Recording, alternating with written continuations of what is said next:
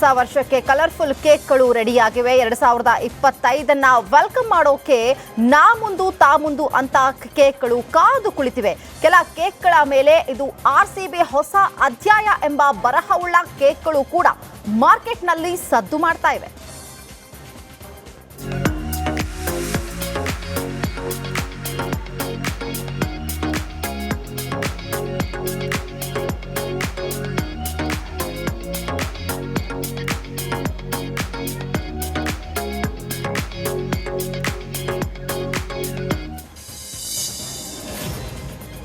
ಮಂಚಿನ ನಗರಿ ಮಡಿಕೇರಿಯಲ್ಲೂ ಕೂಡ ಹೊಸ ವರ್ಷ ಆಚರಣೆಗೆ ಸಿದ್ಧತೆ ನಡೆಸಲಾಗ್ತಾ ಇದೆ. ಕೊಡಗು ಜಿಲ್ಲೆಯಲ್ಲಿರುವ ಪ್ರವಾಸಿ ತಾಣಗಳಿಗೆ ಪ್ರವಾಸಿಗರ ದಂಡೆ ಹರಿದು ಬರ್ತಾ ಇದೆ. ಮಡಿಕೇರಿಯ ರಾಜ ಸಿಟಿಗೆ ಸಂಜೆ ವೇಳೆಗೆ ಸಾವಿರಾರು ಸಂಖ್ಯೆಯಲ್ಲಿ ಪ್ರವಾಸಿಗರು ಆಗಮಿಸಲಿದ್ದು, ಸಾರ್ವಜನಿಕ ಸ್ಥಳಗಳಲ್ಲಿ ಯಾವುದೇ ಸೆಲೆಬ್ರೇಷನ್ ಇರಲ್ಲ. ಜೊತೆಗೆ ರಾತ್ರಿ 10 ಗಂಟೆ ಬಳಿಕ ಡಿಜೆ ಬ್ಯಾನ್ ಮಾಡಲಾಗಿದೆ. ನಾವು ಕೇರ್ಪಡೆಯಿಂದ ಬಂದಿದ್ದೀವಿ. ಇಲ್ಲಿ ನ್ಯೂ ಇಯರ್ ಸೆಲೆಬ್ರೇಷನ್ ಮಾಡೋಣ ಅಂದ್ಬಿಟ್ಟು ಬಂದಿದ್ದೀವಿ, ಮತ್ತು ಫ್ಯಾಮಿಲಿ ಮತ್ತು ಫ್ರೆಂಡ್ಸ್ ಜೊತೆ. ಅಂದರೆ Madikeri side, Coorg side view point ಎಲ್ಲ ಚೆನ್ನಾಗಿರುತ್ತಲ್ಲ, ಅದಕ್ಕೆ ನಮ್ಮ ಮದುವೆಗೆ 15 ಡೇಸ್ ಆಗಿದೆ. ಹಾಗೆ ಎಂಜಾಯ್ ಮಾಡೋಣ ಅಂದ್ಬಿಟ್ಟು ಇಲ್ಲಿಗೆ ಬಂದಿದ್ದೀವಿ. ಅಂದರೆ ವ್ಯೂ ಪಾಯಿಂಟು ಮತ್ತು ವೆದರು ಎಲ್ಲ ಚೆನ್ನಾಗಿರುತ್ತಲ್ಲ, ಇವಾಗ ಈ ಟೈಮಲ್ಲಿ ನ್ಯೂ ಇಯರ್ ಇಲ್ಲೇ ಸೆಲೆಬ್ರೇಷನ್ ಮಾಡಿದ್ರೆ ಚೆನ್ನಾಗಿರುತ್ತೆ ಅಂತ ಇಲ್ಲಿಗೆ ಬಂದಿದ್ದೆ. ಅಂದರೆ ಈಗ ನನ್ನ ಫ್ರೆಂಡ್ ಬರ್ಡೇನೂ ಇದೆ, ಎರಡೂ ಒಟ್ಟಿಗೆ ಇಲ್ಲೇ ರೆಸಾರ್ಟಲ್ಲಿ ಮಾಡಬೇಕು ಅಂತ ಅಂದ್ಕೊಂಡಿದ್ದೆ. ಇನ್ನು ಮಂಗಳೂರಿನಲ್ಲೂ ನ್ಯೂ ಇಯರ್ ಸೆಲೆಬ್ರೇಷನ್ ಜೋರಾಗಿದೆ. ಹೊಸ ವರ್ಷ ಆಚರಣೆಗೆ ಮಂಗಳೂರಿನಲ್ಲಿ ಭರ್ಜರಿ ಸಿದ್ಧತೆಯನ್ನು ನಡೆಸಲಾಗ್ತಾ ಇದೆ. ಈ ಬಾರಿ ಬೀಚ್ ಬದಿ ಪಾರ್ಟಿಗೆ ಜಿಲ್ಲಾಡಳಿತ ಅವಕಾಶ ನೀಡಿದೆ. ಈ ಹಿನ್ನೆಲೆಯಲ್ಲಿ ಬೀಚ್ ಬದಿ ಪಾರ್ಟಿಗೆ ಡಿಮ್ಯಾಂಡ್ ಹೆಚ್ಚಾಗಿದ್ದು, ಪಣಂಬೂರು ಕಡಲ ತೀರದಲ್ಲಿ ಪಾರ್ಟಿ ಆಯೋಜನೆಗೆ ತಯಾರಿಯನ್ನು ನಡೆಸಲಾಗ್ತಾ ಇದೆ. ಇಂದು ಸಂಜೆ 6:30ಕ್ಕೆ ಬೀಚ್ ಪಾರ್ಟಿ ಶುರುವಾಗಲಿದೆ. ಸರ್, ನಾವು ಬೆಂಗಳೂರವರು, ಬೆಂಗಳೂರಿಂದ ನೆನ್ನೆ ಬಂದಿದ್ದು. ನಿನ್ನೆ ನಾವು ಸ್ವಲ್ಪ ದೇವಸ್ಥಾನಗಳೆಲ್ಲ ಸುತ್ತಕೊಂಡು, ಇಲ್ಲಿ ತುಂಬ ಹಳೆಯ ದೇವಸ್ಥಾನಗಳಿದ್ದಾವೆ, ಎಲ್ಲ ಮುಗಿಸ್ಕೊಂಡು ಇವತ್ತು 31st ಇರೋದ್ರಿಂದ ನ್ಯೂ ಇಯರ್ ಸೆಲೆಬ್ರೇಷನ್ ಇಲ್ಲೇ ಮಾಡೋದು ಅಂತ ಪ್ಲ್ಯಾನ್ ಮಾಡ್ಕೊಂಡು ಬಂದಿದ್ದು. ಸೊ ಇಲ್ಲಿ ಪಣಂಬೂರು ಬೀಚಿಗೆ ಬಂದಿದ್ದೀವಿ. ಈಗ ಸ್ವಲ್ಪ ಜನ ಕಮ್ಮಿ ಇದೆ, ಆಮೇಲೆ ಸೇಫ್ಟಿ ಚೆನ್ನಾಗಿ ಮಾಡಿದ್ದಾರೆ. ಇಲ್ಲಿ ಕೋಸ್ಟ್ ಗಾರ್ಡು ಎಲ್ಲ ಇದ್ದಾರೆ, ಸೇಫ್ಟಿ ಇದೆ ಚೆನ್ನಾಗೆ. ಹಾಗಾಗಿ ಮಕ್ಕಳಿಗೆ ಒಳ್ಳೆ ಈಜೋದಕ್ಕೆ ಬೆಳಗ್ಗೆ ಬಿಸಿಲು ಟೈಮಲ್ಲಿ ತುಂಬ ಚೆನ್ನಾಗಿದೆ ಅಂತ ಇಲ್ಲಿ ಎಂಜಾಯ್ ಮಾಡ್ತಾಯಿದ್ದೀವಿ. ಇಲ್ಲಿ ಬೆಂಗಳೂರು ಸಿಟಿ ಒಳಗೆ ಸ್ಟೇ ಆಗಿರೋದು ನಾವು. ಸೊ ಈಗ ಮಧ್ಯಾಹ್ನ ಊಟಕ್ಕೆ ಅಲ್ಲಿಗೆ ಒಳ್ಳೆ ಹೋಟೆಲ್ಗಳು ಫೈನಲೈಸ್ ಮಾಡಿದ್ವಿ. ಮಚ್ಚಲಿಗೆ ಹೋಗೋದು ಇಲ್ಲ ಗಿರಿಮಾಜಿಗೆ ಹೋಗೋದು ಅಂತ ಒಳ್ಳೆ ಊಟ ಸಿಗುತ್ತೆ. ಚಿಕ್ಕಮಗಳೂರು ತಾಲೂಕಿನ ಮುಳ್ಳಯ್ಯನಗಿರಿಯಲ್ಲೂ ಕೂಡ ಪ್ರವಾಸಿಗರ ಮೋಜು ಮಸ್ತಿಯಿಂದ ಪ್ರಾಣಕ್ಕೆ ಕುತ್ತು ಬರಲಿದೆ. ನೂತನ ವರ್ಷಾಚರಣೆಯ ಹಿನ್ನೆಲೆ ಗಿರಿ ಪ್ರದೇಶಕ್ಕೆ ಪ್ರವಾಸಿಗರು ಲಗ್ಗೆ ಇಡ್ತಾ ಇದ್ದು, ಮುಳ್ಳಯ್ಯನಗಿರಿ ಬಂಡೆಯ ತುತ್ತ ತುದಿಯಲ್ಲಿ ನಿಂತು ಪ್ರವಾಸಿಗರು ಸೆಲ್ಫಿ ತೆಗೆದುಕೊಳ್ಳುವುದಕ್ಕೆ ಮುಂದಾಗ್ತಿದ್ದಾರೆ. ಈ ವೇಳೆ ಸ್ವಲ್ಪ ಯಾಮಾರಿದ್ರೂ ಅಪಾಯ ಕಟ್ಟಿಟ್ಟ ಬುತ್ತಿ. ಹೀಗಾಗಿ ಪ್ರವಾಸಿಗರ ಮೋಜು ಮಸ್ತಿಗೆ ಸ್ಥಳೀಯರು ಆಕ್ರೋಶ ವ್ಯಕ್ತಪಡಿಸುತ್ತಿದ್ದಾರೆ.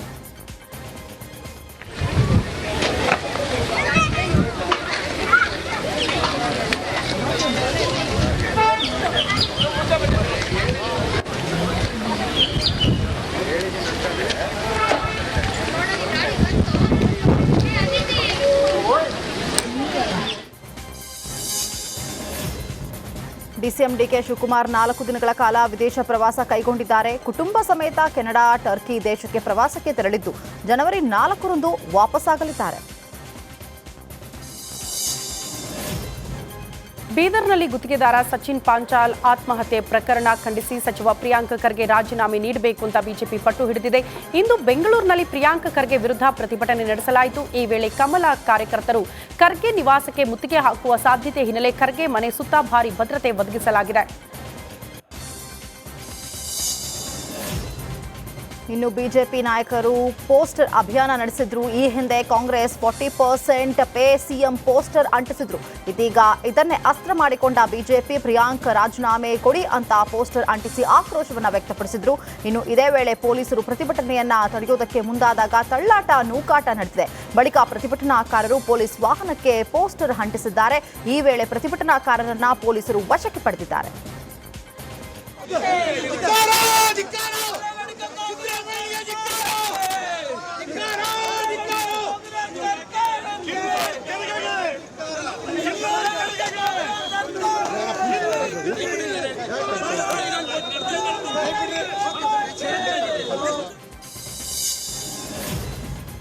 ಇನ್ನು ಮೃತ ಸಚಿನ್ ಮನೆಗೆ ಈಗಾಗಲೇ ಈಶ್ವರ್ ಖಂಡ್ರೆ ಭೇಟಿ ನೀಡಿದ್ದಾರೆ. ಖಂಡ್ರೆ ಸಲಹೆ ಕೊಟ್ಟ ಬಳಿಕ ನಾನು ಇದು ಸಚಿನ್ ಕುಟುಂಬಸ್ಥರನ್ನ ಅಥವಾ ಕುಟುಂಬಕ್ಕೆ ಭೇಟಿ ನೀಡಿ ಸಾಂತ್ವನ ಹೇಳ್ತೀನಿ ಅಂತ ಬೆಂಗಳೂರಿನಲ್ಲಿ ಪ್ರಿಯಾಂಕ್ ಖರ್ಗೆ ಹೇಳಿದ್ದಾರೆ. ನೋಡಿ, ಈಗಾಗಲೇ ಖಂಡ್ರೆ ನಾನು ಹೇಳಿದ್ದೀನಿ, ನಿನ್ನೆನೂ ಕೂಡ ಇದು ಹೇಳಿದ್ದೀನಿ. ಖಂಡ್ರೆ ಸಾಹೇಬರು ಹೋಗಿದ್ದಾರೆ. ಖಂಡ್ರೆ ಸಾಹೇಬ್ರವರ ನಿರ್ದೇಶನ ಮೇರೆಗೆ ಅವ್ರು ಏನು ಹೇಳ್ತಾರೆ ಅವ್ರ ಸಲಹೆ ಪಡೆದು ನಾನು ಮಾಡ್ತೀನಿ ಅಂತ ಹೇಳಿದ್ದೀನಿ. ಅವರು ಭಾಳ ಸ್ಪಷ್ಟವಾಗಿ ಕುಟುಂಬಸ್ಥರು ನಮ್ಗೆ ನ್ಯಾಯ ಒದಗಿಸ್ಕೊಡ್ಬೇಕು, ನಮ್ಗೆ ಯಾವುದೇ ರೀತಿಯಾದಂಥ ಪರಿಹಾರ ಬೇಡ ಅಂತ ಅವರು BJP ಅವ್ರದ್ದು ಆಗಲೇ ತಿರಸ್ಕಾರ ಮಾಡಿದ್ದಾರೆ. ನಾವು ಕೂಡ 9 ಕೋಟಿಯ ಚಿನ್ನ ಪಡೆದು ವಂಚಿಸಿದಂತಹ ಆರೋಪಿ ಐಶ್ವರ್ಯ ಮಂಡ್ಯದಲ್ಲೂ ವಂಚನೆ ಮಾಡಿರುವ ಆರೋಪ ಕೇಳಿಬಂದಿದೆ. ಸೈಟು, ಬಡ್ಡಿ ಆಸೆ ತೋರಿಸಿ ಕೋಟಿಗೂ ಅಧಿಕ ಹಣ ಪಡೆದು ವಂಚನೆ ಮಾಡಿದ್ದಾಳಂತೆ. ಹಣ ವಾಪಸ್ ಕೇಳಿದ್ರೆ ನೋಟ್ ಬ್ಯಾನ್ ಆಗಿದೆ ಅಂತೇಳಿ ನೂರಾರು ಜನರಿಗೆ ಮೋಸ ಮಾಡಿದ್ದಾಳೆ. ಇದೀಗ ಹಣ ಸಿಗದಿದ್ದಕ್ಕೆ ಜನರು ಪೊಲೀಸರ ಮೊರೆ ಹೋಗಿದ್ದಾರೆ. ಆದರೆ ಪೊಲೀಸರು ಸಾಕ್ಷಿ ಇಲ್ಲ ಅಂತ ಯಾವುದೇ ದೂರು ಸ್ವೀಕರಿಸಿಲ್ಲವಂತೆ. ಇದೀಗ 3-4 ವರ್ಷಗಳ ಹಿಂದೆ ದೂರು ಕೊಟ್ಟ ಪ್ರತಿಗಳು ರಿಪಬ್ಲಿಕ್ ಕನ್ನಡಕ್ಕೆ ಲಭ್ಯವಾಗಿದೆ. ರೇಣುಕಾಸ್ವಾಮಿ ಕೊಲೆ ಕೇಸ್ನಲ್ಲಿ ಜೈಲು ಸೇರಿದ್ದ ಡಿ ಗ್ಯಾಂಗ್ ಜಾಮೀನಿನ ಮೇಲೆ ಹೊರಬಂದಿದೆ. ಇದೀಗ ಈ ಪ್ರಕರಣದಲ್ಲಿ ಸುಪ್ರೀಂ ಕೋರ್ಟ್ಗೆ ಮೇಲ್ಮನವಿ ಸಲ್ಲಿಸುವುದಕ್ಕೆ ಸರ್ಕಾರದಿಂದ ಆದೇಶ ಹೊರಡಿಸಲಾಗಿದೆಯಂತೆ. ಈ ಸಂಬಂಧ ಗೃಹ ಸಚಿವ ಡಾಕ್ಟರ್ ಜಿ ಪರಮೇಶ್ವರ್ ಪ್ರತಿಕ್ರಿಯೆ ನೀಡಿದ್ದು, ನಿನ್ನೆ ಮೇಲ್ಮನವಿ ಸಲ್ಲಿಕೆಗೆ ಸರ್ಕಾರದಿಂದ ಆದೇಶ ಬಂದಿದೆ. ಪೊಲೀಸರು ಆದಷ್ಟು ಬೇಗ ಸುಪ್ರೀಂ ಕೋರ್ಟ್ಗೆ ಮೇಲ್ಮನವಿ ಸಲ್ಲಿಸುತ್ತಾರೆ ಅಂತ ಹೇಳಿದ್ರು. ಈಗಾಗಲೇ ಸರ್ಕಾರದಲ್ಲಿ ನಾವು ಮೊದಲೇ ತೀರ್ಮಾನ ಮಾಡಿತ್ತು. ಅದಕ್ಕೆ ನಿನ್ನೆ ದಿವಸ ಆದೇಶವನ್ನು ಕೊಟ್ಟಿದ್ದಾರೆ, ಆದೇಶ ಹೊರಡಿಸಿದ್ದೇವೆ. ಅಪೀಲ್ ಹೋಗ್ತಾರೆ SLP ಸುಪ್ರೀಂ ಕೋರ್ಟ್ನಲ್ಲಿ. ಮೈಸೂರಿಗೆ ಸಿದ್ದರಾಮಯ್ಯ ಹೆಸರು ಇಟ್ಟರೂ ತಪ್ಪಿಲ್ಲ ಅಂತ ಮಾಜಿ ಶಾಸಕ MK ಸೋಮಶೇಖರ್ ಹೇಳಿಕೆಯನ್ನು ನೀಡಿದ್ದಾರೆ. ಮೈಸೂರಿನಲ್ಲಿ ಮಾತನಾಡಿದ ಅವರು, ರಸ್ತೆಗೆ ಮಾತ್ರವಲ್ಲ ಮೈಸೂರಿಗೆ ಸಿದ್ದು ಹೆಸರಿಟ್ಟರೆ ತಪ್ಪಿಲ್ಲ ಎಂದಿದ್ದಾರೆ. ಮೈಸೂರು ನಗರಕ್ಕೆ ಸಿದ್ದರಾಮಯ್ಯ ಏನು ಕೊಟ್ಟಿದ್ದಾರೆ ಅನ್ನೋ ಮಾತುಗಳನ್ನ ಹೇಳಿದ್ದಾರೆ. ಆ ಪೂರ್ತಿ ಆ ಕಾರಣ ಕೇಳೋಕ್ಕಾಗಲ್ಲ. ಯಾಕೆಂದ್ರೆ ಸಿದ್ದರಾಮಯ್ಯವರು ಅಷ್ಟೊಂದು ಕೆಲಸಗಳನ್ನ ಮೈಸೂರು ನಗರಕ್ಕೆ ಮಾಡಿದ್ದಾರೆ. ಅವರು ಡೆಪ್ಟಿ CM ಆಗಿದ್ದಾಗಲೇ ಬೇಕಾದಷ್ಟು ಕೊಟ್ಟಿದ್ದಾರೆ. ಬೇರೆ ಬೇರೆ ಮಂತ್ರಿಗಳಾದಾಗಲೂ ಕೂಡ ಮೈಸೂರು ಜಿಲ್ಲೆಗೆ ಬಂದವರು ಅಂತಕ್ಕಂಥ ವಿಚಾರದಲ್ಲಿ ಸಾಕಷ್ಟು ಮೈಸೂರಿಗೆ ಆದ್ಯತೆಯನ್ನು ಕೊಟ್ಟಿದ್ದಾರೆ. ಬೇರೆ ಮಂತ್ರಿಗಳಾಗಿದ್ದಾಗ, ಡೆಪ್ಟಿ CM ಆಗಿದ್ದಾಗ, ಹಿಂದೆ ಕೂಡ ಈ ನಗರದ ಕಳೆದ 30 ವರ್ಷಗಳಿಂದ ಸರ್ವತೋಮುಖ ಅಭಿವೃದ್ಧಿಗೆ ಸಿದ್ದರಾಮಯ್ಯವರು ಸಾಕಷ್ಟು ಕೊಡುಗೆಯನ್ನು ಕೊಟ್ಟಿದ್ದಾರೆ. ಇವತ್ತು ಏನಾಗಿದೆಯಪ್ಪ ಅಂತ ಹೇಳಿದ್ರೆ, ಸಿದ್ದರಾಮಯ್ಯವ್ರ ಬಗ್ಗೆ ಮಾತಾಡ್ಬಿಟ್ಟು ನಾವು ದೊಡ್ಡದಾಗ್ತೀವಿ ಅಂತ ಅಲ್ಲೆಲ್ಲ ಅಲ್ಲಿ ಇಲ್ಲಿ ನಿಂತಿರೋ ಆ ಸಣ್ಣ ಪುಟ್ಟವೆಲ್ಲ ಯಾಕೋ ಬೇಡದೇ ಇದ್ದವು ಅಂಥವೆಲ್ಲ ಬೀದಿ ನಿಂತ್ಕೊಂಡು ಸಿದ್ದರಾಮಯ್ಯ ಹೆಸರು ಹೇಳ್ಬೋದು. ಆ ಸಿದ್ದರಾಮಯ್ಯ ಹೆಸರು ಹೇಳ್ದಾಗಲಿಕ್ಕೆ ಮಾಧ್ಯಮದವರೆಲ್ಲರೂ ಒಂದಷ್ಟು ಹೆಸರು ಬರ್ತವೆ. ಆ ಸಿದ್ದರಾಮಯ್ಯ ಬೈಕೊಂಡು ಯಾರು ಊಹಿಸದ ನಿರ್ಧಾರ ತೆಗೆದುಕೊಳ್ಳುವ ಪ್ರಧಾನಿ ನರೇಂದ್ರ ಮೋದಿ ಮುಂದಾಗಿದ್ದಾರೆ ಎನ್ನಲಾಗ್ತಾ ಇದೆ. ಕೇವಲ 50 ರೂಪಾಯಿಗೆ ಪೆಟ್ರೋಲ್ ಹಾಗೂ ಕೇವಲ 40 ರೂಪಾಯಿಗೆ ಡೀಸೆಲ್ ಸಿಗಲಿದೆಯಂತೆ. ಪೆಟ್ರೋಲ್ ಡೀಸೆಲ್ಗೆ GST ಹಾಕುವುದಕ್ಕೆ ಸಿದ್ಧರಿದ್ದೇವೆ, ಎಲ್ಲ ರಾಜ್ಯ ಸರ್ಕಾರಗಳು ಒಪ್ಪಿಗೆ ಬೇಕು ಅಂತ ಹಣಕಾಸು ಸಚಿವೆ ನಿರ್ಮಲಾ ಸೀತಾರಾಮನ್ ಹೇಳಿಕೆ ನೀಡಿದ್ದಾರೆ. ಉತ್ತರ ಪ್ರದೇಶದ ಉಜ್ಜಯಿನಿಯ ಮಹಾಕಾಳೇಶ್ವರ ದೇವಸ್ಥಾನದಲ್ಲಿ 2024ರ ಕೊನೆಯ ಭಸ್ಮ ಆರತಿಯನ್ನು ನಡೆಸಲಾಯಿತು. ಈ ವೇಳೆ ಸ್ಥಳದಲ್ಲಿ ಅಪಾರ ಸಂಖ್ಯೆಯಲ್ಲಿ ಭಕ್ತರು ಭಾಗವಹಿಸಿದ್ರು. ಎಲ್ಲರೂ ಮಹಾಕಾಳೇಶ್ವರನ ಕೃಪೆಗೆ ಪಾತ್ರರಾದರು.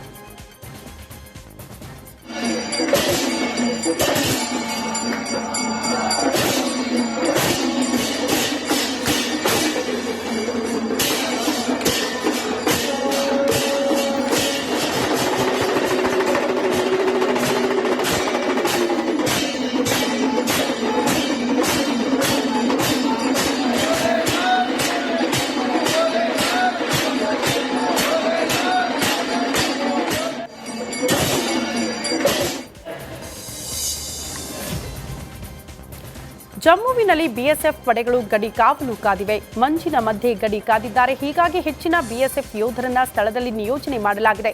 ಯೋಧರು ಗಡಿ ಭಾಗದಲ್ಲಿ ಗಸ್ತು ತಿರುಗ್ತಾ ಇರುವ ದೃಶ್ಯ ಕಂಡುಬಂದಿದೆ.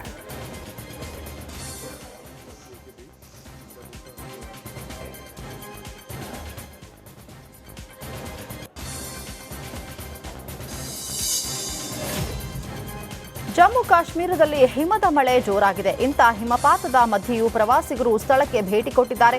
ಮಂಜಿನಲ್ಲಿ ಫುಲ್ ಎಂಜಾಯ್ ಮಾಡ್ತಾ ಇದ್ದಾರೆ. ಸ್ಥಳೀಯರು ಮತ್ತು ಪ್ರವಾಸಿಗರು ಈ ಅದ್ಭುತ ಲೋಕವನ್ನ ಸವಿದಿದ್ದಾರೆ.